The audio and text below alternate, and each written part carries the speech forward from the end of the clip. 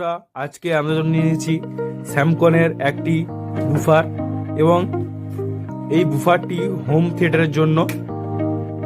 দেখতে পাচ্ছেন ছবিটা আছে খাসের মধ্যে, এখানে অনেক ডিটেলস দেওয়া রয়েছে, স্ক্রিনশট মেরে আপনারা দেখতে পারেন। এরপরে আপনাদের এটিকে আনবক্সিং করে দেখাচ্ছি। দেখুন দেখতে পাচ্ছেন এটা চিকচিকের মধ্যে, মানে পেপারে পলিথিনের মধ্যে আসে।